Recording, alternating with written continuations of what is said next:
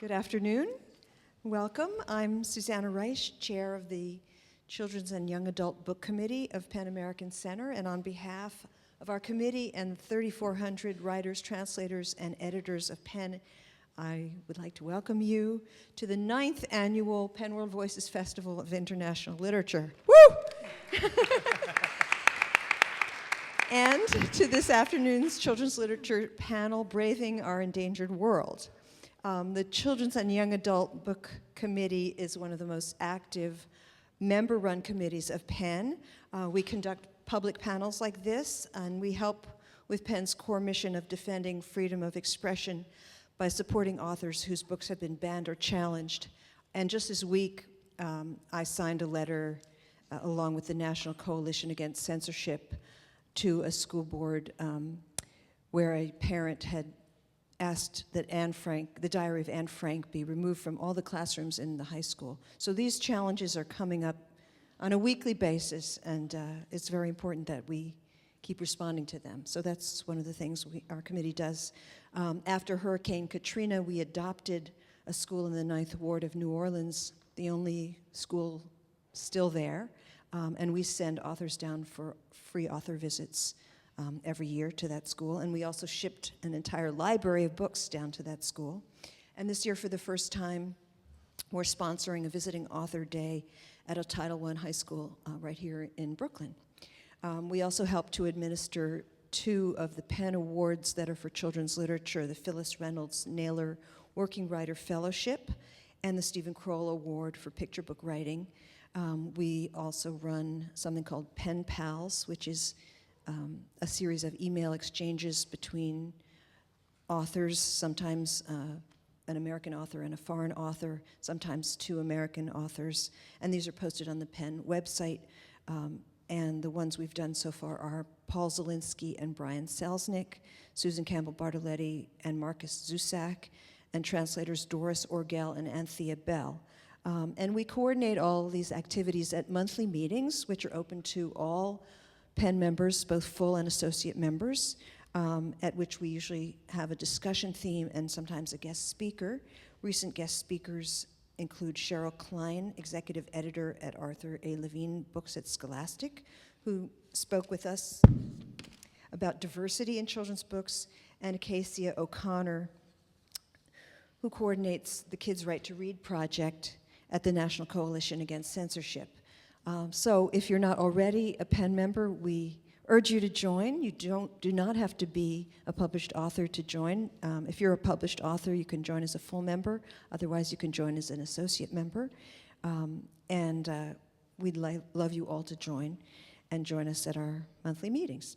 I'd like to take a moment to thank the Public Theater and the festival sponsors and supporters, without whose generosity none of this would be possible, and to thank also the volunteers who have given their time to help us. There are festival events all weekend. If you haven't yet picked up the program, it looks like this. And the schedule is also on the Penn website, penn.org. Books will be available for sale outside afterwards. And before I introduce our guests, I'd like to ask everyone to turn off your cell phones and anything else that beeps, rings, buzzes, or makes noise. And even if you think you've turned it off, check again, please. And now to today's panel, Braving Our Endangered World. We chose this topic because we felt that few things are more important today than the environment and the human response to and interaction with the environment. Today's panelists, as well as our moderator, have all written fabulous award-winning books on the subject, and I'm sure they have a lot to say. So without further ado, I'd like to introduce our moderator, Andy Revkin. Andy. Thank you. Andy is a senior fellow for environmental understanding at Pace University's Pace Academy for Applied Environmental Studies, and writes the award-winning .earth blog for the op-ed section of the New York Times. He has spent 3 decades covering subjects ranging from the assault on the Amazon rainforest to the changing conditions around the Arctic, from the troubled relationship of climate science and politics to the environmental impacts of rising human populations and resource appetites. From 1995 through 2009, he covered the environment for The Times as a staff reporter, and he has earned most of the major awards for science journalism, including the John Chancellor Award for Sustained Journalistic Excellence from Columbia University. And he has been a pioneer in multimedia communication, blogging, and shooting still and video imagery in far-flung places around the globe. And he has also carried his journalism to a new generation. In The North Pole Was Here, Puzzles and Perils at the Top of the World, which won many awards.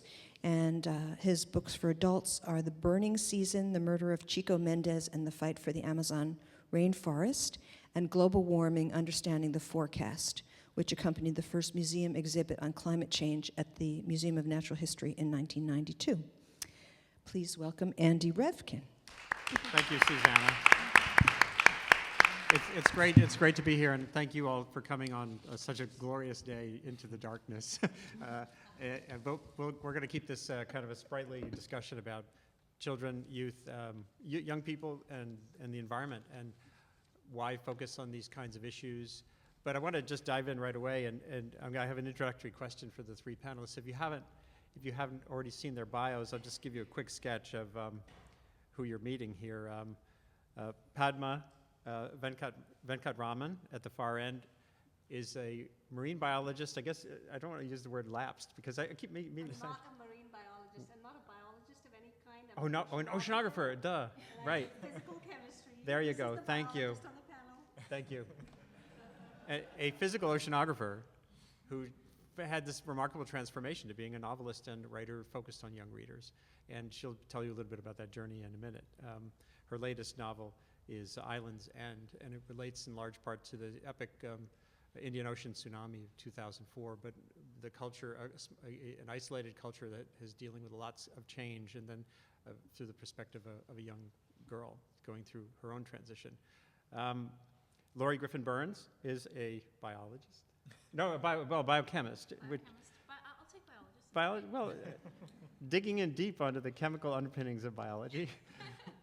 So two PhDs who then made this journey into writing for younger readers. And like me, when I was in college getting my biology degree as an undergraduate, I realized at a certain point actually other people told me I was too ADD to get a PhD. So for me, the great thing about writing is you can experience everything. You can ask every question. You can theoretically go to any part of the world, and that's the wonder of being a writer of science as well as a scientist. And Elliot Schrafer is not a scientist, but he's had his own journey, and you'll hear about this. He came out wanting to be a writer, but what's interesting to me about Elliot is, again, turning to questions. You can write about anything. You can write about urban issues in America. You can write about disease. You can write about poverty. You can write about mountain climbing. But he went to the Congo to write about one of the most remarkable ape species, one of our cousins. You can say the most remarkable. Well, you'll say that. Tell us why. You know, the bonobo, which is the chimpanzee variant that is, I want to hear from Elliot, you know, in terms of its relationship to how we behave, that kind of thing. So why Congo? But I want to start again with Padma. Just if you could just give us a quick sense of your journey to doing what you do now, which came through these passages, and then your mission. You know, what is it that drives you to write the next book and the next book? So just give a quick sketch of that whole thing in a few minutes. Mission is kind of a big thing, but I was an oceanographer for a very long time, and I don't regret a minute that I spent in oceanography. Can you hear me? You can't hear me. I have to move. Here now? Can everybody in the back hear me? More? Oh. These are FM58s. You got to get close. Yeah, if you're a musician, you know you have to sort of eat the mic. Singer mic. Is that it? No. Oh my goodness, like this? Yeah. Ha. Okay. I was an oceanographer. I loved oceanography, and I always loved books and reading and writing, and I've always written one ever since I was young. But I thought that I couldn't make much money doing writing, and as a woman growing up in India, it was extremely important to me to have a profession that would give me financial independence. So I loved mathematics, and people often think that mathematics is completely different from literature, and I don't think so, because if you look at a beautiful sentence, to me, it is like a beautiful equation, and mathematics is about pattern, and language is about pattern. And so I loved them both. But as I said, I thought that that would give me more money, so I did that for a long, well, more, not a whole lot. But I did that for a long time, and then there was a time of great change in my life after I'd done my postdoc at Johns Hopkins and so on. And I was poised to potentially come here. In fact, I interviewed at Columbia, New York City, for a professor position. But at that point, I was thinking about a lot, and I realized that whenever I was writing, I was so much happier when I was writing something creative than I was when I was writing a scientific paper. And so my husband and I decided that we would take the risk that I would sort of step back a little from my science career and do what I loved the most, which is writing. So we did that, and it's worked out until now, and I hope it will continue to work out. And also, I have to say, as an oceanographer, you go off at sea or at sea sometimes for long stretches of time, and it would have been that way in my field. I could have switched, but I had a daughter, and I didn't feel like leaving her for long stretches of time. There you go. Can you take us through the journey to this particular book, your most recent one? Because you told about this moment when you were kind of channeling someone in relation to this experience you'd had in the Andamans. Just a quick sketch of the Andaman Islands and then how that came about. So when I was an oceanographer, I went and I worked on these islands that are off the coast of India. They're called the Andaman Islands, and they are fascinating to me because there are tribes that live there that even today have no contact whatever with modern civilization. And there are some other tribes that have a little bit of contact with us, but they still have a very ancient way of life. And when I went there, I thought I was such a hotshot scientist with my American degree, and I was going to teach these people so much. And I found out that they taught me a great deal. And I think before that, I'd mouthed words about the equality of human beings, but living next to those people taught me about that. And I think it gave me an insight into a kind of wisdom. And they have a completely different, unscientific worldview, but I realized being there, living next to them, that their paradigm has as much a right to exist and is as beautiful and complete as, or incomplete as ours is. And then I left the islands. I don't want to say when, because then you'll be able to see how old I am, which is not a bad thing.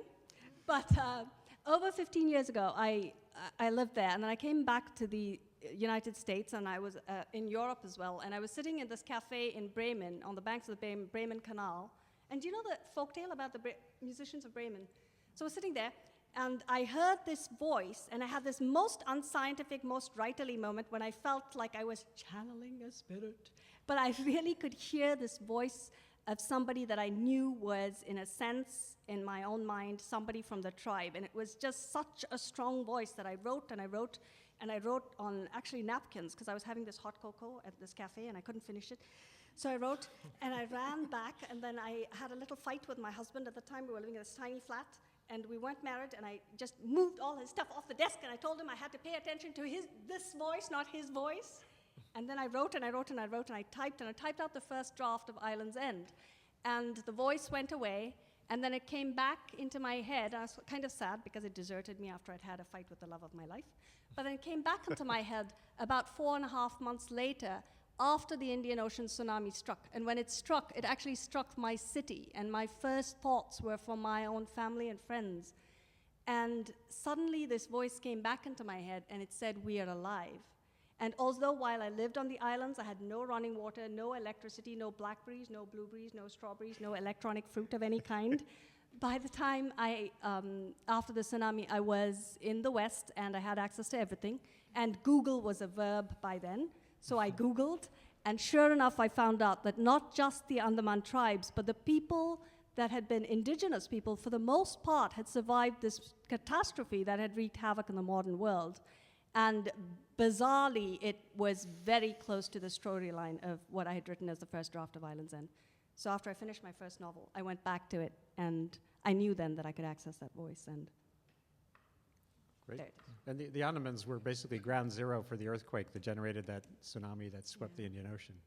So Lori, what was your journey from this biochemistry PhD toward doing what you've been doing these years, writing about honeybees and citizen science and all that kind of stuff? Right.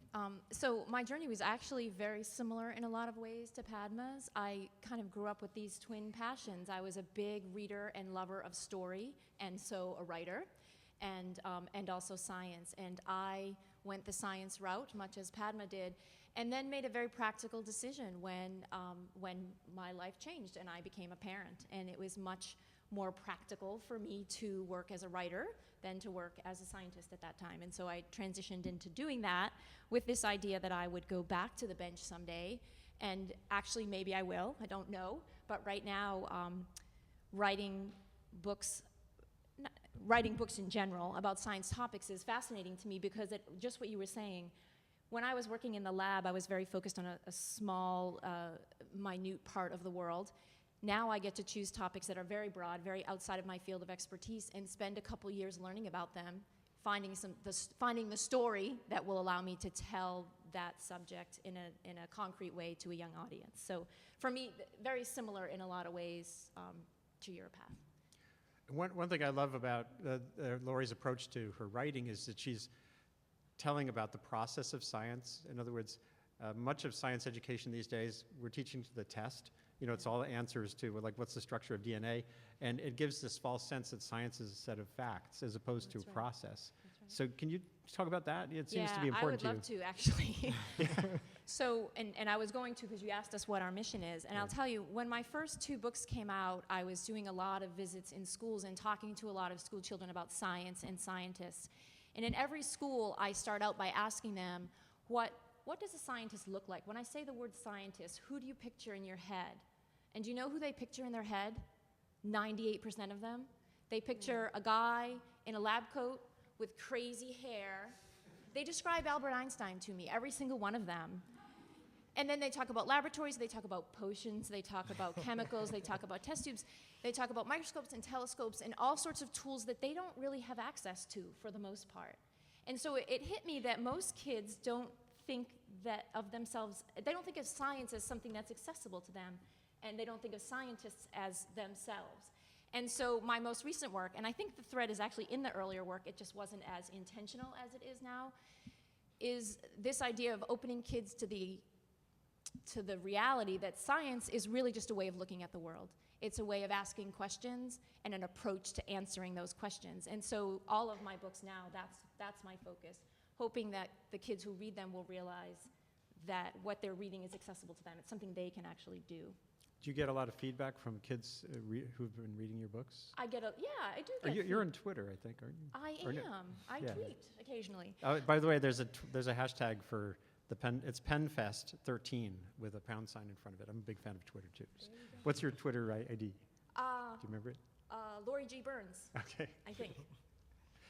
So, That was the question. so Elliot, your journey has been a little different. So you know, again, it sounds like you grew up wanting to be a writer. Is that a fair statement? Yeah. But then, so how did you migrate? Could you just sort of you've written a variety of books that have been successful. But then what took you to the Congo? Right. So yeah, the journeys they've taken, I basically did the same one in reverse. So I undid all the work that you're doing by going the opposite direction. But I always wanted to be a writer growing up, and I think a large part of that was my mom was a writer. She wrote a few books that were never published, and so it became in the back of my mind the impossible dream, like the thing that if you could do it, it would be amazing, but it's impossible. So I applied to college actually as a evolutionary biology major because I thought I couldn't make it as a writer. And I really wish I'd stuck with it because you can study literature after you graduate pretty easily by reading books, but it's really hard to get access to a lab or do anything like that after. So I wish I'd stuck with it, but I was 19, and like most 19-year-olds, I was more curious about myself than about the outside world, and I wanted to figure it out, so I became a literature major instead. So after studying literature, I had a couple years of trying various things that didn't work out, and then I started writing in earnest at that point. And I wrote a couple of books for adults. Actually, my first editor is Padma's current agent. He's switched professions. It's a funny coincidence. And then I wrote 2 books for adults, and then I started writing for young adults.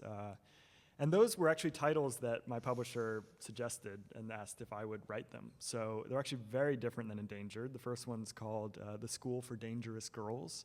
It's about a boarding school for criminal young ladies. And then there was The Deadly Sister, a sort of a murder mystery with a good sister and a bad sister. And then somewhere after I wrote The Deadly Sister, I bought a pair of pants online. At that point, they were running. This is going somewhere, I promise. That's quite a sentence. I'm like, and then I ate dinner, and what was the question? I just love that sentence. After I wrote The Deadly Sister, I bought a pair of pants. I love it. So at that point, in the back of New York taxi cabs, there was this new pant brand that had taken out a lot of ads called Bonobos. And I'm actually... Oh, these are Bonobo pants. So I bought a pair online, and they arrived, and I like the pants, but my partner and I started looking up bonobos because I thought it was a nonsense word. I thought it was just something that sounded nice. I'd never heard of a bonobo. And then, you can lose an afternoon to YouTube. Basically lost an afternoon to bonobo YouTube videos. And there's some amazing ones out there. There are bonobos that play Pac-Man. There are bonobos that can make spaghetti. They can take the bag out of the cupboard, cut it open with a knife, boil the water, and actually cook the spaghetti. They can't make sauce, but they can make spaghetti. It was really amazing to see. So I sort of had that gee whiz factor right in the beginning. And then I started learning more about them. And it was a totally sideways way in, but the more I read about them, the more I was kind of gripped by their story. And this is a story that's 5 million years in the making. But, at 5 million years ago, chimps and bonobos were the same species in Congo. And then the river came through, and the Congo River is incredibly wide. It's if you stand on one bank, you can't see the other side. And so it completely divided the two species. And bonobos ended up with the part of Congo that is much more rich in resources because they don't have to compete with gorillas. And it had a huge impact on the way their society is structured. So previously, when scientists wanted to find out what the closest relative to humans was, they could only look to the chimpanzee, which shares 98.7% of our DNA. And if you want to see what does it mean to be a person if you take away human culture, what is our biological destiny, and you look at chimpanzees, it's really bad news. To be a female chimp is basically to be abused by our standards daily. The infants are often killed by adults. But I think the most disturbing thing is that if you have 15 chimps in the jungle, and this is recorded in chimp cultures throughout Africa. If you have 15 chimps in the jungle, they'll grow to about 30, and then they'll split into two different tribes, and then they'll go to war. And whichever tribe is stronger will kill off all the members of the weaker tribe, assimilate the younger females and the infants, and then there's 15 chimps in the jungle. They grow to 30, they split into two, they go to war, without a real reason. So it's just, this is our destiny. We're going to fight and kill. But bonobos are actually as closely related to us. They just sequenced their genome last June, and they also share 98.7% of our DNA. But bonobos are largely peaceful. They're matriarchal. There's no recorded instances of bonobos killing each other, unlike chimps. And the main reason is that there are so much abundant resources that the females don't have to wander off on their own daily with their infants, and so they're not open to they're not vulnerable to aggression by the males. So it's really a great model for Congo itself in a way that it's when you have this human conflict that's happening right around the bonobos, 5.4 million people have died in the last 20 years in Congo, that you can look at it as a allegory of the system of resources and allocation of resources, and those that have enough around can afford kindness. And so that was really potent to me as a backdrop for a story. So that's when I started to really get excited about the bonobos and then ended up writing Endangered.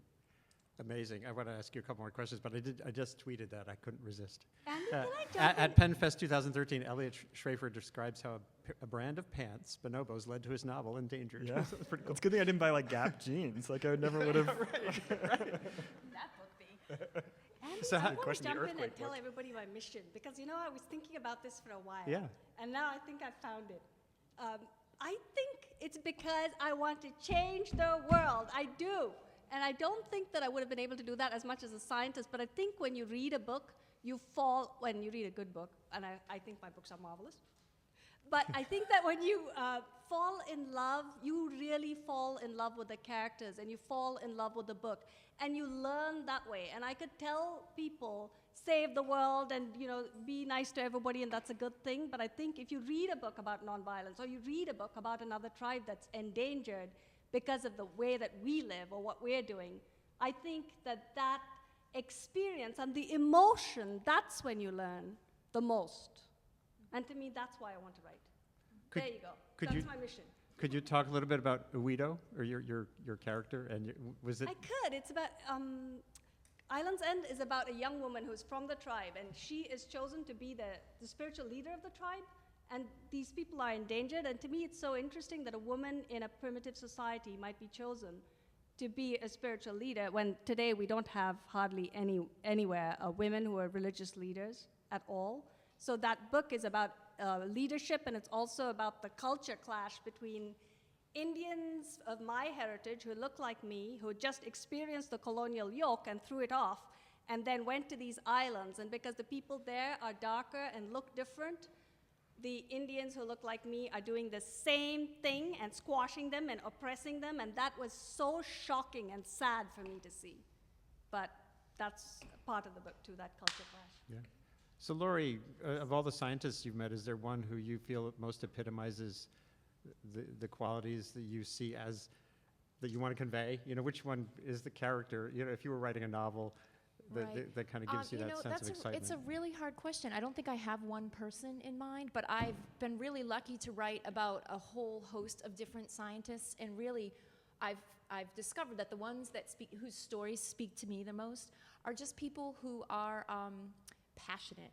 It's a passion. So my first book is a book about an ocean scientist. He's interested in surface currents in the world ocean, but this is one. His name is Kurt Ebsmeyer, and he studies surface currents by tracking debris that falls into the ocean, much of it off of cargo ships. And some of them are funny and interesting, and that's why in the beginning I thought this would be a kid's story. He followed a shipment of 70,000 bathtub toys that fell into the Pacific Ocean and are still floating around the world ocean. And by following so this is a grown man whose job is to track these plastic ducks around the ocean. But for me, the heart of that story is that the data he collected by figuring out where these ducks washed up, he was able, with the help of a team of programmers, create this computer modeling program that they use now to track things that you want to follow in that part of the Pacific Ocean. So he actually used this accident to create something very useful to humanity. And yet he's just a guy who's really passionate about this idea that the ocean moves and it takes things all over the world. And the things he's following happen to be funny, toys and things like that. But so for me, in answer to your original question, it's people of passion. And so most scientists have a passion for something, and those are the ones who speak to me, and I get lucky enough to learn about their stories and tell them. And Elliot, I want to ask you about, again, fiction, and this relates to Padma too. Choosing fiction as a storytelling means to get at a question like the chimpanzees and the violence and troubles in an area like Congo is a significant choice. You could just go there and write a nonfiction book. So what is it that fiction brings to that process, especially, again, for this kind of audience too, that you think is special? Yeah, I think it's a little bit like my sideways entry into bonobos as a concept. I think fiction can provide a much more attractive hook, or one that we have fewer defenses against, to tackle a otherwise totally desolating conflict. And so I think a nonfiction work about Congo that you hand to a 12-year-old will be a hard sell. And I think except if Laurie wrote it. Can I jump in though? I'm serious. I mean, I think sometimes nonfiction gets the short shrift, especially in children's literature, because people think that nonfiction is somehow not as interesting. And I honestly think Laurie, and there are a few other authors whom I admit I love, but whose work is phenomenally good, like Susanna, who is right here, and oh God, I can't believe I don't remember her name, but she wrote this book about the women who were in the space program. It's called Tanya Lee Stone. Tanya Lee Stone. And I mean, those books are so phenomenal and so lovely, and if you read their books, you'll find that it's just as fascinating as fiction. So that's all, sorry. I am a fiction writer, and I do love it a lot, so I'm not trying to shoot myself. I'm just trying to say that's great. So Elliot, so you're in the Congo. Did you have Sophie in mind before you went, or how did that all come about? Yeah, well, I think, one thing you can get out of the panel is there's multiplicity of strategies for, Yeah. for attacking these issues, and that they're all, can have a lot of their own benefits. I had a plot for Endangered before I arrived in Congo. I had about 100 pages of it written, because there's a lot out there about Congo itself. That it's a lot of nonfiction reading that I did to go into the book.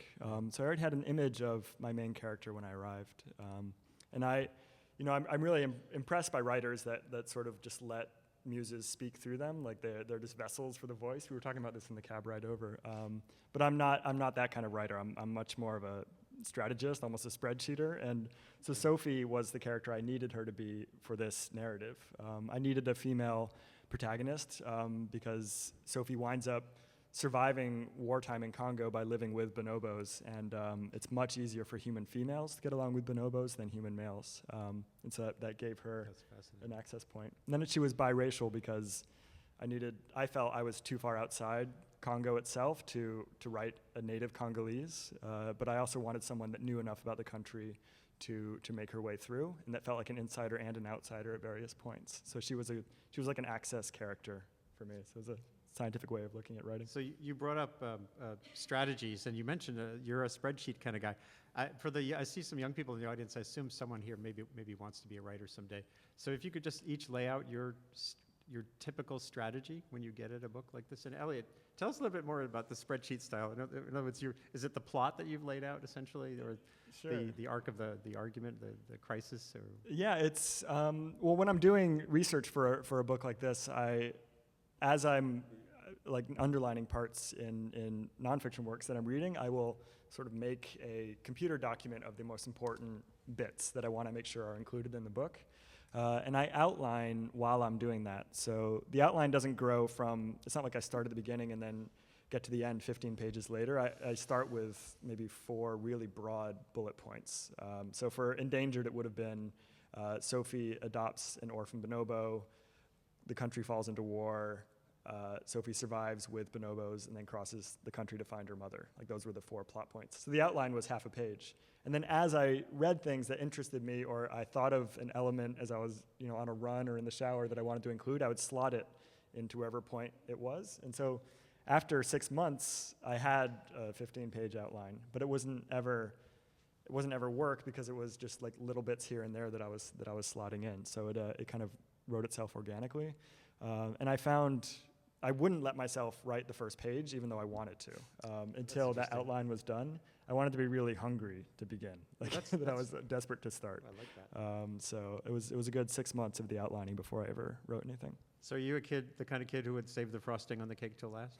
You should have seen I the was, plate actually. of Oreo frosting as I was watching cartoons. Yeah, I was a strategist. So Padma, in terms of your fiction, it sounds like, well, again, you started at least your second novel with this voice in your head. Was it just literally flowing and then you organized it later, or? It was. I want to jump on one thing that Elliot said, which I thought was so important and so lovely about his book, which he did, making her biracial. Because one of my pet peeves, and I know this is not the question, is books that, some of them do astoundingly well because they're well written, but there are books about my culture that are, taught in schools in this country and considered to be wonderful, but they're not so wonderful because they are wrong. There are several mistakes. And I think sometimes that's one of my missions, is to say, and I don't think you always have to be within the culture to write from it. Obviously, I wasn't. But I think you have to be careful extremely careful and extremely responsible and exceedingly conscious when you dare to say that you are going to write from an insider point of view about a culture that is not your own. And I don't think it's been done very well very often. And I love it, obviously, when people love my work, but I don't have a respect for someone because they got something. I respect people who are passionate and who do a good job, regardless what the world says about them. So that's one thing. And then as far as my writing, it is organic, and it's one of the places in my life that I'm completely unscientific and totally because I love voices, and I fall in love with voices, and then I see these images in my mind, and I just want to close my eyes and type, and usually my typing is full of mistakes because I'm not very good when I type with my eyes closed, but I do, and then I can hear this stuff, and I hear this stuff, and I honestly think I'm a bit of a schizophrenic. I can hear these voices so well, and the only difference between me and most normal schizophrenics is that normal schizophrenics converse with the voices that they hear, and I listen, and I write. Okay. So I do that. I'm not a very good plotter, and I do want to say, though, although I do have these voices in my head, it's not like the first thing that I write is just marvelous and beautiful and that it drips out of my fingertips or anything. Yeah. I do work on it a lot. So there's a part of me that writes, and there's a part of me that sits aside and looks at what I've written and edits like hell, and then I know the book is ready when my editor literally tears it out of my hands because I never want to let it go. I love it. I could rewrite it. And so I don't often like to read I never have read any of my novels start to finish again because I probably just take out a pen and start scribbling all over again, which I can't do. So, Laurie, you had a thought on your I the tip of your tongue, but also if you can get at this question of your own process, that'd Yeah, be great. I will. And I just want to say something, though. You know, I had the really great pleasure of listening to Elliot talk about Endangered before I read it. And so I learned all these amazing bonobo facts that I didn't know before, and that you were clearly passionate about, and then read the book and saw the places where you were able to fit in pieces of your research. And it struck me while I was doing that what we do is very, very similar. I mean, when I collect, I spend a lot of my time doing research, and then I have a frame. You know, I decide what my story is going to be, and I have to put all the pieces of the puzzle together. Who's the character of all these scientists that I'm going to focus on, and what is the arc of the story that I'm going to tell, and what's at risk here, and then all these wonderful details, things that people said that were interesting, or little tiny bonobo facts, and I could see ones that you loved and sort of wove in there. It's as different as they are as means of exploring a subject, whether it's bonobos or ocean movement or whatnot. There are a lot of similarities too, and it was really interesting to sort of see that. And you were kind of getting at that idea of, you know, this is a good hook. This is a great way to get kids to learn about. I mean, you cannot read Endangered and not learn about bonobos, right? It's a challenge because if you feel like the seams are showing when you're reading fiction, that like the nonfiction is too present, or Right. that there's like it's chunked in, Yes. then it becomes really like Yes. you feel like the contract between you and the author was broken. That, Right. like I was. Right. supposed And to be reading a novel. there are always those gems. I imagine you both have them that you collect that you just can't. They don't fit. You can't put them in Yeah. there. And so there's so much of what we do is in storytelling is the same, whether you're telling true stories or you're writing fiction. I think, and to me, that's coming out more here too. So my process is a little hard to describe, but for me, it's everything's built around that initial spark. So usually I read or meet someone who really intrigues me, and I have learned to give myself some time to explore their story. And I usually know very quickly whether there's enough there for me to make a book out of it. And if there is, then I spend several months to several years researching the story, interviewing experts, doing field visits, field sites, things like that. The writing piece for me is, it happens all at once after that's all done. And it really does feel like, I think it's similar to what you do, Elliot, although I don't actually write it out. I do a lot of sketching out how my story's gonna go. They sort of look like, what is the word for those diagrams with shapes? You know, shapes and circles and things. What's that? Yes. So, well, no, flow diagrams. So my books are my outlines are flow diagrams, really. And then taking all the information I have and figuring out how to weave it in there. So Andrew, I know you've written too. You've written a book and you're an author too. So what's your process? I'm sure they'd love to hear that too. I'm trying to refine it all the time. My first book, I wrote it in 1989, on the burning season, on this murder in the Amazon. The process, I really had no time to think about process. First, it was my first book. Second, it was before the internet or even hardly computers, so it was mostly physical paper files. And third, though, and I was passionate, as you were saying, you know, about avoiding mistakes. It was a factual story about a real person who lived and died and had a life and a culture in the Amazon that was not my own. And so I was desperate to be accurate, but the process was really, I had to write 100,000 words in 100 days. So I just did that. And I kind of generally kept track of, this is now, I had basic ideas. This chapter is about the basics of the wonderful nature of the Amazon rainforest. This chapter is about the people who live there. This chapter is about the evolution of 20th century history of intrusion in the Amazon, et cetera. And then more recently, the North Pole book, which was for young readers, really told itself. You know, it's the once and future Arctic. So it was the Arctic as an imagined place, which it was through human history until the 1800s, except for the people who lived there indigenously. And then it was change, and then it's like the future. So it was a history book, essentially. But beyond that, it's kind of, I'm a rough and tumble kind of mashup kind of writer. I would love to, I keep hearing about great tools. People use Evernote or, Scrivener, and I've test-driven some of these things and never had time to really figure out process. The one thing that resonated when you were just speaking, though, was some screenwriters I know. Basically, writing a script is a three-legged race, essentially, where you have to move forward the character, the content, meaning, is it about drug dealers or whatever, and the story, the situation. So, and all those things have to proceed in every scene. There has to be something that moves the character forward, something that moves the story, the content forward, and something that gives you a sense of context. So, and I'm just not, I haven't had time to really develop an art to that. But it's always, so I think that's also part of what makes this all fun. I mean, I don't know about you, if you ever thought you were in a rut, I imagine you would probably get depressed about having to do another book. Does anyone here have that sense of, this is a process? One of the things that's cool about this process is you're always learning. Journalists and scientists and kids all share this fundamental sense of waking up and knowing something new will come today. I don't know if that resonates with anyone. Yeah, absolutely. So we're going to open up to audience questions in a couple of minutes. Be ready. And but at the same time, I wanted to know if any of you had questions for each other before we do that, besides for me or for me. And the other thing is, of course, what are you working on next? So do you already have your next project heavily in order? I have a question for Lori, actually. Okay, let's go with that first. I feel whenever I give a school visit for Endangered, often like one of the first questions from teachers or the kids is, what can we do? And I know Citizen Scientists, your latest is great, and it's all about really creative strategies for what kids can do. Yeah. Because I always end up saying, well, you can hold a fundraiser for conservation, and like I do the cheesy ones. But like, what are the one or two things for people that have children in their life who are really active or are looking for ways to help that are creative? Yeah. Well, I love that question, first of all.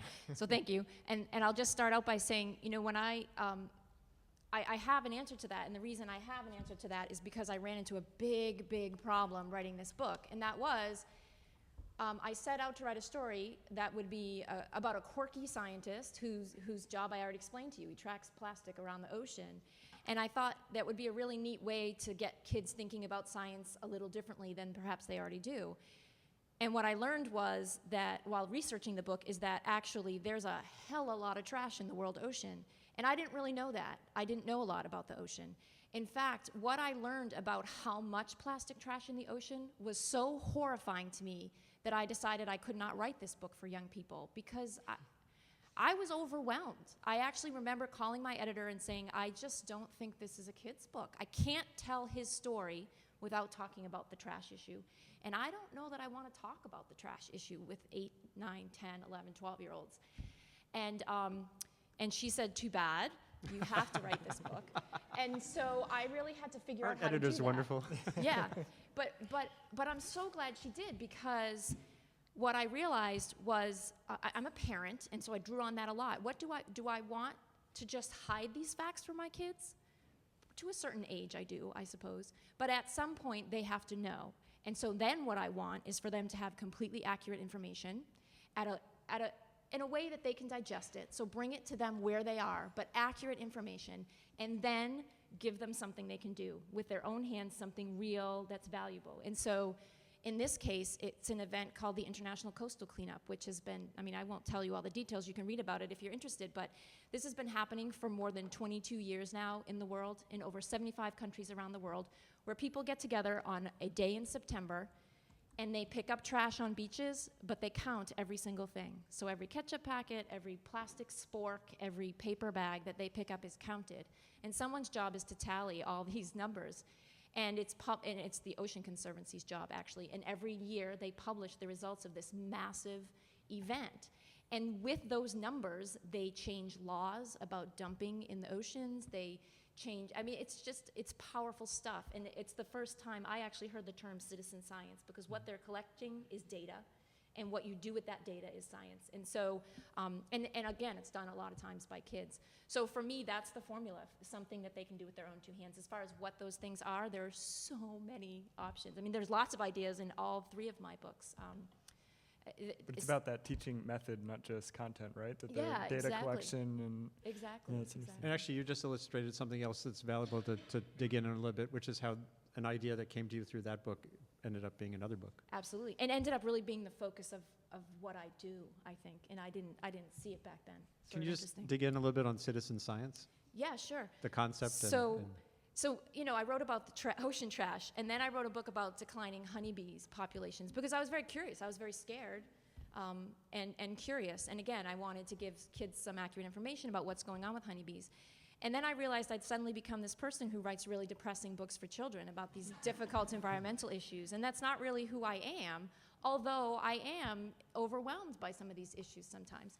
So I wanted to write a book that came at science from a place of joy, really, and drawing on that observation that kids really don't see themselves as scientists or science as something that's accessible to them.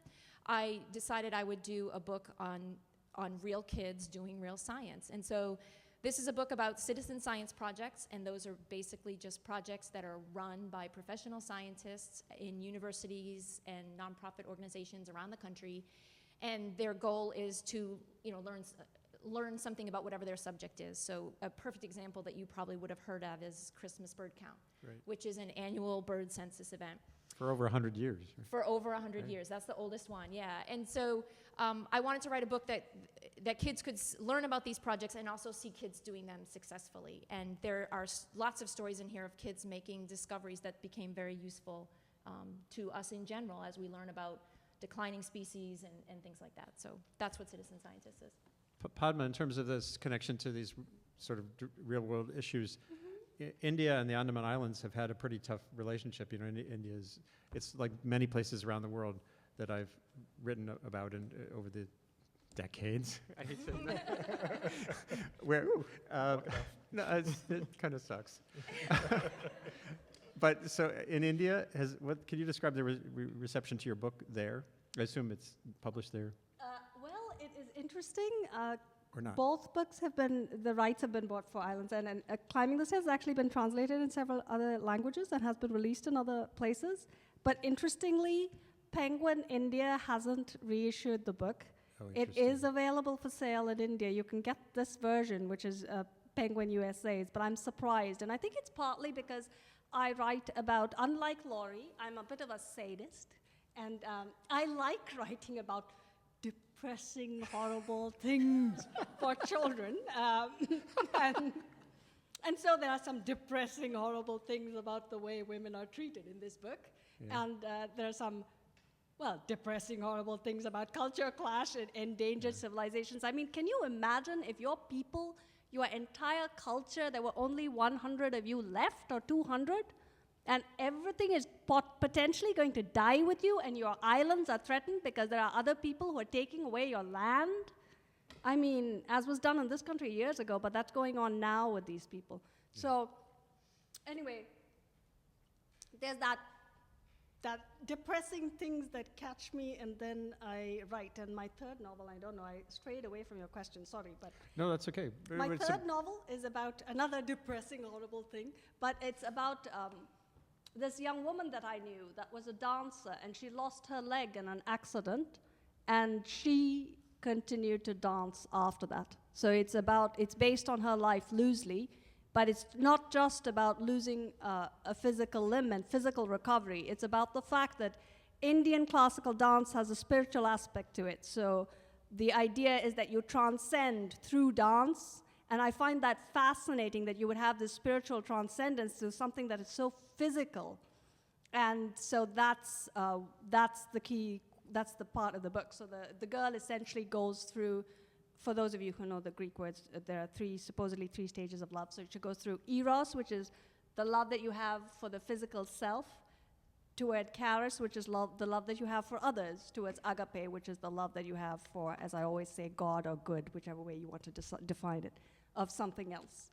So that's A Time to Dance, and it's coming out. It's book number 3, and I have to say, I was thrilled because I interviewed I'm a bit of a nerdy scientist. I was reading this lovely book by a neuroscientist, V.S. Ramachandran. It was about phantom limbs. And I did these experiments where you can actually experience phantom limbs, for those of you who are interested. And I wanted to know more about that. So I started talking, and I knew that if I wrote this book, maybe that's why I started writing in a way, I would have to interview amputees. And the highest compliment I think I've ever got was from somebody that I interviewed, and I had spoken to her a lot. And I invited her over for dinner, and she came over, and I was wearing a shortish skirt, and she kept looking at my legs, and she said, "I can't believe that you know so much about phantom pain. You still have both your legs." So Wow. I was very happy. That's a depth. There's a depth of. That's a good Yeah. test. Yeah, That means you're and- ready to write, I guess. And I think I did Yeah. a lot of things that Yeah. I was talking to somebody here who had done something, Nadim Aslam, and he had actually blindfolded himself boy. to write about a blind person, and I did that. I did a lot of work with crutches and with the experimental phantom limbs, and also with like tying up my leg and hopping around to see what it felt like. Wow. So yeah. How important are websites, or is using the internet as an exchange system with your readership and the broader world? How important is that to you, Elliot?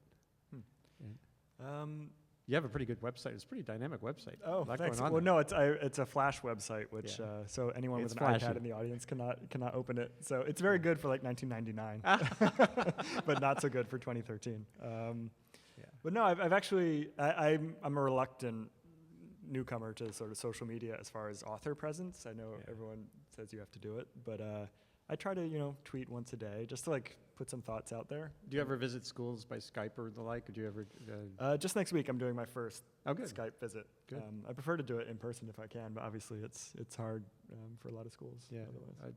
To me, it's pretty cool because there was a school in Alaska that wanted me to come visit, but it was logistically hard and costly and time-consuming. And we did a Skype visit, and it was really engaging. And it's possible this telepresence it's not the same, but it's not bad. I don't know, Lori, whether you do much of that. I've done them. Or just and using the it's web not my generally. preference. Yeah, I also try to. I realize the power of it, and I'm starting to understand the different powers of the different platforms, Twitter versus Facebook and things like that. But I have to say, I think a lot of people face this conundrum. I write books about being out in nature and slowing down and paying attention, and I'm spending far too much time in front of my computer trying to Right. tell people about my books about slowing down. But I mean, it's just, there's a point at which it becomes unbearable. Yeah. I have to admit that I'm not very good about that. I have a baby. She's 5 years old. She's 5.5, and I love her, and I love my husband. And I have to say that I love being with the voices in my head, and I love being with them. And right now, those are two priorities in my life. And I hope none of you will tell on me to my publisher. But I don't do as much, and I do feel guilty sometimes, but I also think my baby is only going to be 5.5, and you know what, if people love my books, they'll love my books, and I probably should be doing more to tell them about it, but I don't do very much, I'm sorry. But I am there on the internet, so if any of you ever want to write me and ask me a question, you may. It's like everything in life. There are different biorhythms, different people have different Yeah. writing styles, people have different engagement styles. And Plus, when she's 15 and she thinks I'm not so cool, then I'll do all the net stuff. yeah, my son thinks I'm way overexposed because I'm on the internet too much. So my younger son. So if there are questions, there is a mic here. Maybe someone can just start to put up hands, and we'll go there. There's one. And I have more questions too, but I want to share the wealth here. Several of you talked about shocking facts, and Elliot left out of his description of bonobos the most interesting and shocking part, and that is the way they deal with hostility is sex. Boys, boys, girls, girls, mothers, sons, day, night, all kinds. How do you in your book deal with that? You can see I've been doing too many school visits, so I jumped that topic entirely. It's actually the one that's They not, cook spaghetti. They cook spaghetti. the one interaction that's not recorded is actually mother-son. There is like father-daughter, grandparent, but no one really knows fatherhood. But mothers and sons, you can identify, and it doesn't happen that frequently. They do rub, but they don't do anything too intense. But no, it's said that chimpanzees resolve sexual issues through power, and bonobos resolve power issues through sex. And it's part of that close bonding that they have is their way of dealing with tension. So if you throw chimpanzees and bonobos both love green apples almost more than anything because they're not native to their own habitats, but they taste really good. So if scientists bring some in, if they're provisioning, and if you take a group of chimpanzees and you throw some green apples into their group, typically what happens is the dominant male will seize control, give a few out to his cohort, and then eat the rest. And if there's scraps, then the females and the infants can get some. With bonobos, something entirely different happens, which is that they will all approach the new food source and no one will touch it. They'll stand around it in like a ring, just looking at these green apples, get really anxious about it, about who's gonna get what apples, and then just begin this mass orgy. And just, rapturously. I can see this becoming the new diet craze. I can see like fan fiction cropping up actually, the inside story. And then once they're all blissed out and exhausted, then they approach the food, and there's no tension left in the group because they've all established their connections and their friendships, and they're all know they're fine with each other because they just had sex with everyone. And so that they can then eat. And you find, the tiniest bonobo eating out of the mouth of the strongest male, Wow. like just picking food out and eating it. And a lot of it is because of that interaction. I find the bonobos, they had a good publicist who like really promoted this image of like the hippie ape, the make love, not war ape. And it is a big part of their culture, but once I was actually in Congo and at the sanctuary for bonobos, I realized actually the physical connection is really important for them, but it's often a very, very quick, just couple seconds rub. And it's like small talk almost, like a handshake, like a way to say, I acknowledge you, I like you. But it's very rarely a full act. And so it's, in a way, it's like grooming. And I think to think of them as like oversexed is maybe to miss the boat with bonobos, which actually, I was nervous going in, like how do you talk about this polygamous ape for children? And my editor was very nervous. But when I actually saw it and I realized what it was actually about, it became quite easy. So in Endangered, the bonobos rub and they present, but I don't actually call it sex. And if you saw it, sometimes it is sex, but if you saw it, these like more social interactions, it actually wouldn't feel that way.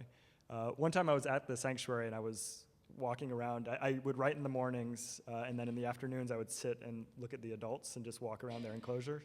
And there's visitors that come, because part of the sanctuary, it's the only bonobo orphanage sanctuary in all of Congo, and they bring in a lot of visitors to try to spread the word about Congo's heritage and the bonobos to try to prevent them from being poached. And so there was this group of nuns visiting, and I turned a corner, and they were all just quietly watching two female bonobos like in complete rapture with each other. And it was really amazing to see. And the nuns weren't shying away, and the bonobos were making these sounds that were truly human-like. And it was this great moment. Like, they got to what it was all about. Like, it all makes sense. That's amazing. So, and this has all led you to do what's going to be a great ape quartet, right? You're going to do books on the other three of the apes? Right, yeah. So the chimpanzees are next. They're coming out in the spring. And then, already? That's done? Yeah, I've written the draft, and so it's now in copy editing. Do you have a title yet? Yes. So it's Endangered. The chimpanzees will be called Threatened. The orangutans are Trafficked, and the gorillas will be Protected. So ending on a more positive note. Nice. Oh, I like that. But Sorry. No, sorry. Finish your thought. Just ramble on. The chimpanzee book was born after I finished Endangered, and as I was leaving Congo, I had a really tough experience in the airport, and I kind of realized that the human culture in Congo is kind of closer to a chimpanzee culture, in which there isn't this sort of necessarily this bond of being protected by the strangers around you. Yeah. And that sort of led me to the emotional journey that became Threatened, the chimp book. So they were the villains in Endangered, and I had to sort of get chimpanzees back and get back on their side and empathize with them and figure out, what the jerks are about. That's fascinating. Is there another question out there? Hi. More of a comment than a question, and first to thank you for all of this. And as someone who teaches and conducts research, a lot of what you're saying resonates with me. to create, and I think you play a very vital role in creating the passion, if you want, to science and understandability of science, and the non-linearity, if you want, of science, creativity, creative aspects of science as well. And I think it's very important in these times, in particular, as we move, it's in the news, sustainability and resilience, and we have to build a certain level of understanding of the science, of the natural world, and also including the traditional ecological knowledge, which is so rich. And it's here in New York City. Right. It's everywhere to a certain extent, so that we can build this commonality and common language to work together to make the world a better place, be it here in New York City or be it here elsewhere. So I think you play an incredibly vital role in trying to make that impassioned and excitement and understandability of the environment and of the science process. So thank you. Yeah, thank you. All right, can I jump, because when there was this discussion about the sex with bonobos, but I was thinking I deal with something slightly different, which is sex with human beings. In my books, because they're young adult books, and there's always this interesting question about whether you put it in or not. And I remember with my first novel, my editor kept telling me, there needs to be something more, they need to kiss. And it was set in India in the 1940s, and they would never kiss. And it was my first book, and it was frightening for me at that point to fight with my editor, but I did. And now it's not that frightening to fight with my editor anymore. And with my second novel, the tribes there, they have a very different, 16 and the tribe is very different from 16 here, but they certainly do have sex that's sanctioned by the adults. So the girl actually gets a mat, which is given to her by her mother and her father, to go off and sleep in the forest with the man of her choice and come back, and then they decide whether they're going to get married or not. So, there are different ways of dealing with that. So that's kind of a more sexed up book, if you will, because of the way that it was there. But I have to say, as someone who's read both of those books, that's, I mean, the focus isn't, it was part of the story. It's part of the story. It's such a benign and natural part of both of your stories that it didn't. Another one? Question? Yeah. Hi. I have, I'm not sure how to say this, but the pessimist or the severe cynic in me, when it comes to questions of books that promote socially responsible and good moral ideas to children, thinks that maybe that's fine and good, but what happens, children all have this horrible tendency to grow up, and then they join in the cycles that produce all the terrible stuff. And people have a tendency to, I think, to sort of overthrow the stuff that they learned when they were little and become their parents. And I just, as people who are really engaged in making wonderful books that do inspire young people to these lofty goals, can you say something to reassure me and to, what do you think about this transition from children to adulthood and the whole question of moral training? It's a really hard question, and I'll start out. I'm sure you guys have something to say too. I struggle with this myself because, when I talk to kids in schools about ocean trash, for example, and the things that they can do, participating in an international ocean cleanup event is a marvelous thing to do. But really, the more important thing would be to think harder about plastic. I mean, do we all need to have these plastic bottles today here? I mean, on an airport? Yeah, I mean, it's just these questions. But it's really hard because the kids aren't the ones making a lot of those choices.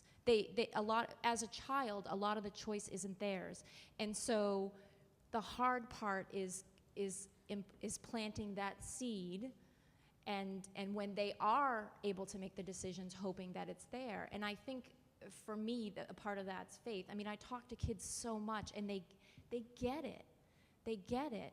And then the trick is, how do we empower them to sort of stay with that as they become adults and not get jaded and not say, well, it doesn't really make a difference, it's one more bottle, that sort of thing. It's a very, very difficult question. And for me, I just have to take that leap of faith. I mean, I really believe it makes a difference, and and not every kid, but I think for a lot of them it will, and that's what keeps me going. Elliot, the forces imperiling bonobos, as opposed to just about any other endangered species, are really isolated from our own experience, and maybe if you could get in. Yeah, I'm thinking of, there's the picture book that came out last year called Me, Jane. It's about Jane Goodall, and it's a beautifully illustrated book, and it's about her, not about her work in Africa until the very end. It's mostly about her time in England, and she had this Jubilee, this stuffed chimpanzee that someone happened to have given her when she was 4 or 5 years old, that she totes around with her everywhere. And so she'll go into the hen house and watch a hen until it lays an egg to figure out how that works. And then she'll study the dog and take notes. And the whole time this little stuffed chimpanzee is with her. And then on the last page, you see her as a grown woman holding out her hand to a real live chimpanzee. And you can see that the correlation from the childhood toy and that attachment to then what she's done as a career and as for her life. And I think, if I talk to a group of school kids, I tend to talk about the little things we can all do because that's the easiest thing to talk about. But I really think my private hope is that, the moment that a kid senses you have a plan as an author, it's done. If they think there's a mission behind this and something's at work behind the screen, then I think you've lost the kid. And I think it's like what that book, Me, Jane, does, is modeling what someone else has done that you could do too if you wanted to, that the kid might not even be aware of. And I think, most kids maybe don't have that latent in them, but some do have this latent possibility of doing something that isn't encouraged by the general TV material culture around them, that if they just see 1 or 2 models of it, then they'll have the courage to pursue it, just knowing that it's possible. And I think that's, for me, since I'm writing fiction, which is about this empathetic link and living someone else's experience, I think that's my greatest hope, is just that seeing that experience might broaden what seems possible to the reader. I want to weigh in on that question as well.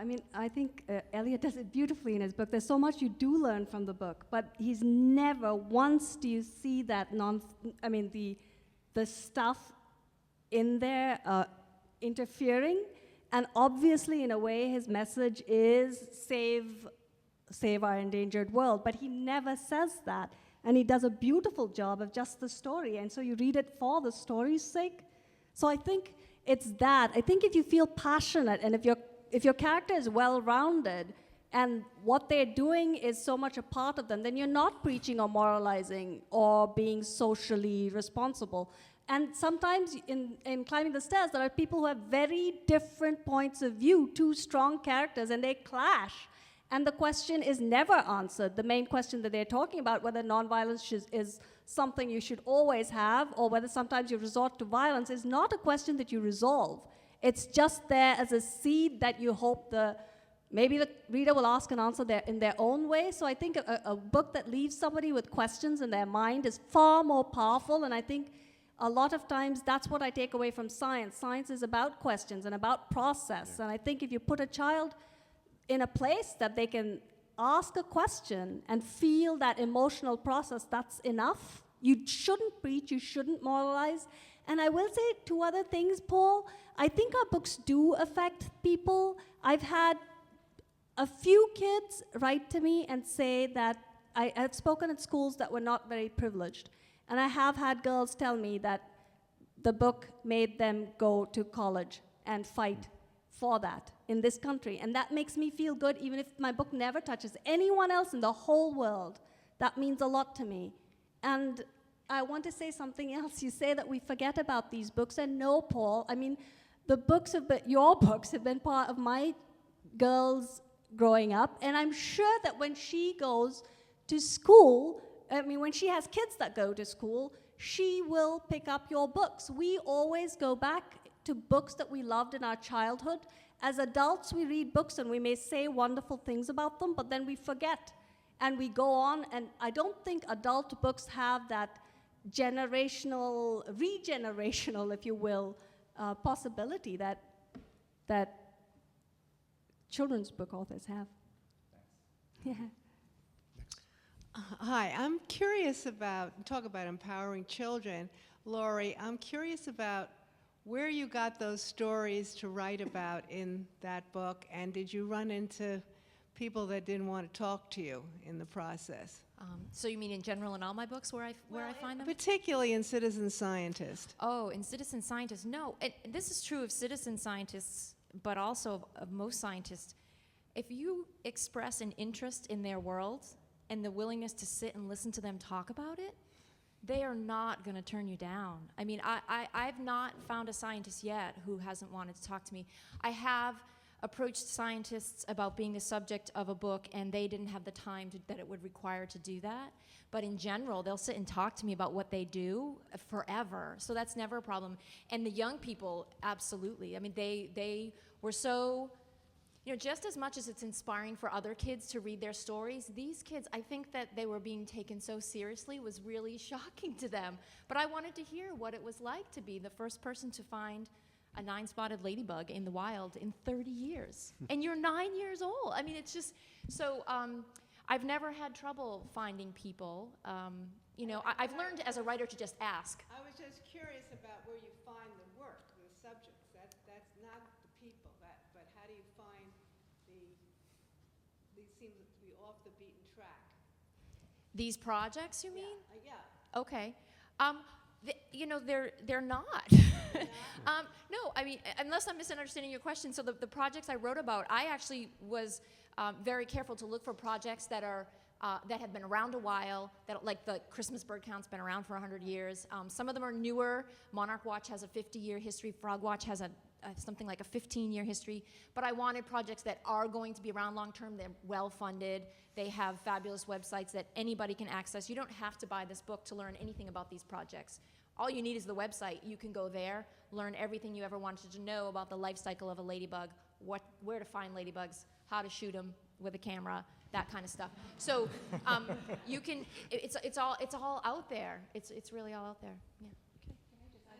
I've been involved in citizen science for years. I work for, I don't know if you know. Globe. I just told Laurie about that, and I was going to make you talk about it afterwards. I mean, there's a huge, vibrant community out there of citizen science for various different types of data collection, working with scientists. Mm-hmm. Many scientists, I don't say all scientists, want to work with people and share they don't have the time. Yeah. I mean, most times scientists would love to do it, they just don't have the time. Right. And in many disciplines, the culture is still against it. You don't get faculty, you don't get tenure for doing public science Well, and in there's- America, there's and all- not in Europe either. There's also this idea out there that citizen science is in some way tainted or not as valuable as data collected by actual scientists. I'm sorry? I'd say I constantly have to fight that. Yeah, and you know, people who ask me, I get asked that a lot. So, you know, is this really valuable data, or is this just a teaching tool? And my answer to that is, who really cares? I mean, so they named the frog wrong and they recorded it wrong. I mean, the point is we're getting kids out there and teaching them that they can learn this. And not only that, if they don't take the time to look, and no one else does either, we won't know. That history will be that natural history will be lost forever. So it doesn't really matter. I just think that's a silly argument to have, whether it's more valuable as data or more valuable as an educational tool. If they're out there doing it, let's just be glad they're out there doing it. Was there a question? I'm curious to know what book or author or books or authors do each of you especially admire or especially inspired you? Maybe something that is like a lodestone for your whole life, or just something recent that you feel especially strongly about? Mine was, mine was not scientific or even children's literature. When I was in high school, I saw the movie for Howard's End and was intrigued enough to read the book. And you know, I was in this suburban high school focused on its football team in Florida. And then I was reading about the Schlegel sisters at turn of the century in London. And I just wanted to be in their parlor having tea with them and having these conversations they were having that no one, you know, I couldn't have with my friends. I didn't know how, but it was just this sort of link to a way of being or a culture that just totally pulled me in. So I think Howard's End has been, you know, sort of a book that I return to frequently throughout my adult life as well. Laurie? It's funny, I was talking about this just earlier, and I so wish I had my bag. So there's a book for me that I read when I was in graduate school, also an adult book. It's called The Beak of the Finch by Jonathan Weiner, who lives right here in New York City. And that book, for me, was the first time I realized that storytelling and science could be married so perfectly. That book really changed. I think that book's a big reason why I'm sitting here tonight, actually. It got me thinking about this idea that one of the parts of science that I adored was the story. And I, as a graduate student who rushing to meet deadlines and get results and publish papers, I had forgotten to pay attention to that. So that book for me it's a favorite of mine. I actually have a purse of The Beak of the Finch that I kind of bring around with me sometimes. It's made out of finch beaks? No, it is the book that, no, even better. It's the actual book, and it's fabulous. But that book really meant a lot to me. And Padma? Well, I love lots of books, so I have lots and lots of favorite books, and authors that are living that I meet, I love many of them. But there's one author that, if you ask for authors that I admire, I wouldn't call him necessarily my favorite author because I hate doing that. But there is somebody that I admire very much, and his name is Kazuo Ishiguro. He is, and I love him particularly because I've never met him, and so I can say this sort of objectively. Love is not objective, is it? But it's because he always tries, I think, to do different things, and his books are so different. And Climbing the Stairs, it's very, very different. It's a very realistic book. And Island's End it has a vision quest in it, and it has, while it draws from my experiences of being with crocodiles in crocodile-infested swamps, it is a vision quest. It's a very different kind of book.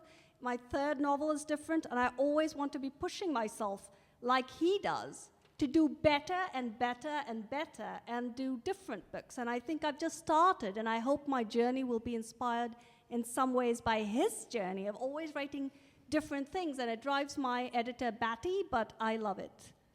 And for me, Swiss Family Robinson, when I was a kid, anytime I was homesick, I just read it again and read it again and read it again. I still own the copy that I read as a kid. It was my parents'. And the richness of nature, the fact that they would see these crabs on the beach that were like the size of small vehicles, and it just felt like this incredibly rich world. And then I got out into the real world and saw some of that same cool stuff. And then the other thing was Jacques Cousteau. Anything he did, his books and his films, made me want to be a marine biologist. And then of course I ended up writing about science instead. But it was Cousteau. All he had to do was put a camera underwater and go, ooh la la, and it was like, whoa, that's cool. See dolphins, he is so pretty. Yeah. So anyway, another question. Yeah, I have a question. My husband is a scientist, and what really bothers him so much is how little respect there is among such a large portion of our country, especially our elected officials, that just reject science, reject scientific findings, reject the idea that people can find facts in science. And I was wondering, can any of you possibly do a book about that and try to change that perception, try to show that facts actually do matter, science really can contribute, that this isn't some alien culture that's against your culture, but it just, for him and his colleagues, it's just so discouraging. Well, the good news there, I just literally 2 days ago, I'm a reviewer for the National Science Foundation Science Indicators thing that's coming out in a year or so. And the latest surveys show that Americans actually have, as a group, have a high cultural faith in science. That sounds like a funny thing to say, you have faith in science. But they do. Americans do trust science as a whole. What happens is in issues like climate change, where you get ideological points of view, the science, then what happens there, and I don't know if you want to weigh in from other perspectives, the science is just the underpinning of the argument. In other words, there's plenty of climate science that you can reach to if you're a skeptic on global warming that can make your case. You just sort of pick it. And there's plenty of that can make your case for action. But the choices we make as society about climate change really aren't about the science. They're about how energy policy, how much is regulatory versus entrepreneurial. Those questions are different. So most of the division that's out there and the fighting in Washington is not so much about, there is some of what you're talking about, but the good news is vaccines, yes. Vaccines or not I know. accepting what's going on with antibiotics, So, wide use of antibiotics in feed. I think there's lots of... it's funny, culture dominates. Can figure out a way to do that. In the end, your worldview trumps data.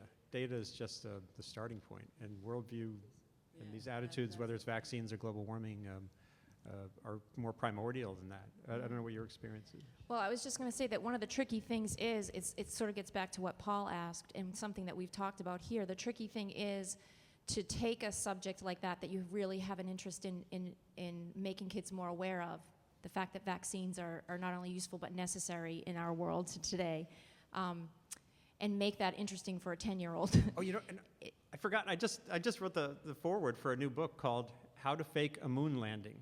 It's a book for middle school and up kids. It's an illustrated book that shows you about the mythology that the moon landing was faked, and it demonstrates why we know what we know. And it does that for vaccines. It does that for several other themes. So there are ways to, at least this was a good experiment. Yeah, at that. you have to start from the idea that I need to make a story that's going to pull my reader in, not just share the information. And so that becomes the tricky piece. That's one way to do it in smaller nugget stories that you can cluster together in a piece like that. That's sort of debunking that mythology. And I mean, it can absolutely be done, but I think that's one of the reasons it's not done a whole lot. Is you got to find the story that's, because you ultimately, I mean, we can write all the books we want with the messages that we want carefully planted in there so that they're not obvious, but then we have to find a publisher to help us get them into kids' hands, and that's not it's a hurdle sometimes, and so we have to keep that in mind too. So what is the name of this book? This sounds How great. to Fake a Moon Landing. I'll be blogging about it. I haven't had time, but it'll be on .earth sometime in the next week or two. I think we've got time for one more question. And if I any of the young people in the audience scientists have a question. also dig a grave for themselves, though. Sometimes they're not very good at communicating. They're not very good at saying something clearly, because we never prove something in science. We always disprove, and we're always so hesitant. So if someone says, "Is this really happening?" and then you say, "Well, I think it probably is. Most of the evidence points to, but blah blah." That's absolutely true. I just have a quick question.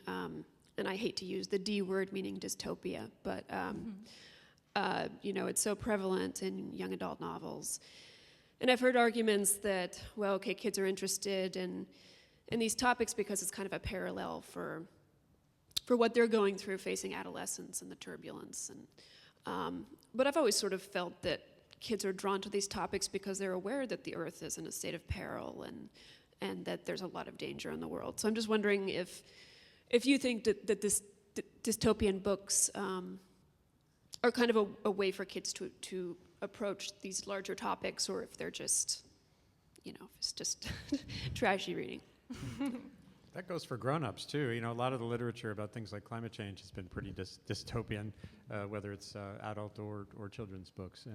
And when you really look at the issues going forward, you realize there's huge opportunities to address climate change in a constructive way that can actually, kids can build careers around as well. So I think it's there, but you know, I don't know whether it's true in the publisher's end, but in the media end, we tend to focus on bad news, and it's a good way to get attention. And you know, saying, hey, there's a way forward is not as sexy as saying, oh my God.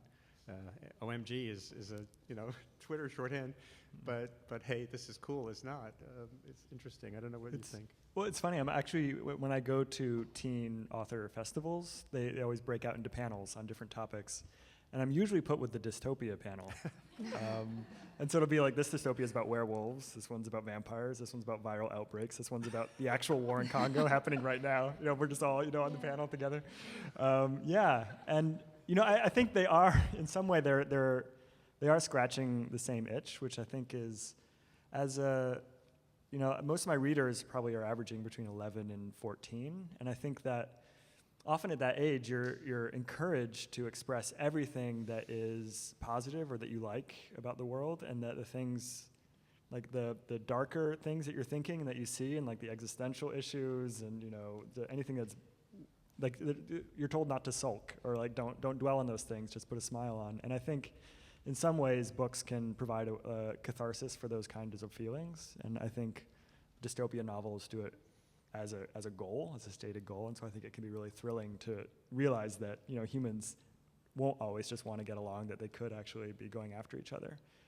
Because you're aware of that on an emotional level, but often I feel like culturally around you, it's not expressible, or it's considered dark or unappealing to live that way. Well, you were saying you want to theoretically do a 5th book in the ape series about H. sapiens, right? Yeah, well, I think, humans should be apes. So, yeah, just Right. throw them in as number 5. I do want to say, though, you said, are dystopian books trashy, And I think that you can have a trashy book or you can have a good book. I think the authors that write the book that they love and write the book because they're passionate about it are the books that are wonderful. And I think if you write, and it's kind of a cliche, but it's true. Some people write dystopian books because they're writing for the trend, and those books are probably trashy.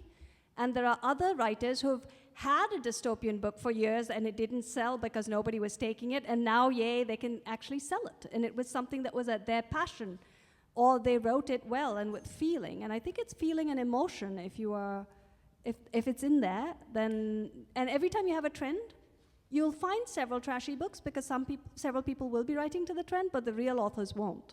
And you'll find some of those real books too within that trend. So I don't think it's easy to say not all dystopian books are trashy, not all dystopian books are good. Does that make sense? Maybe it's a very simple answer, but it's... And of course, not all trashy books are bad. Laurie, actually, Laurie, could you close things? Yeah, absolutely. Could you close things out with bees? And because again, the dying of bees was treated in the media, including the New York Times news section, as kind of end times stuff. When the reality is much more nuanced. Could you convey how you can take on a tough subject like that and not necessarily come out the end with kids or adults feeling like it's the end of the world? Right. Sure. So one of the big problems that's so interesting to me now in hindsight, when I pitched that book to my editor, she said to me, well, I don't know that we can do this bee book, Laura, because what if there's no, what if by the time we're ready to publish it, you don't have an answer? Like there's no, this is what's killing the bees. And I I had to kind of wrap my head around that because we're writing, I write books about science and scientists, and there are hardly ever answers. Yeah. There's the answer at the moment, but the minute it goes to publication, you run the risk of being out of date because we're going to find new things.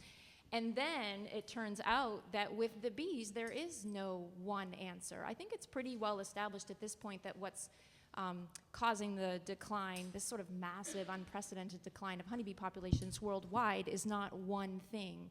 It's several things that are happening at the same time, and they're making it very, very difficult to be a honeybee right now. And so to me, it's so ironic that kind of is the answer. It was the answer that she was worried about in the beginning, but it's actually the right answer. It's like one of those Agatha Christie novels where everybody did it. Exactly, exactly. And then, I just gave it away.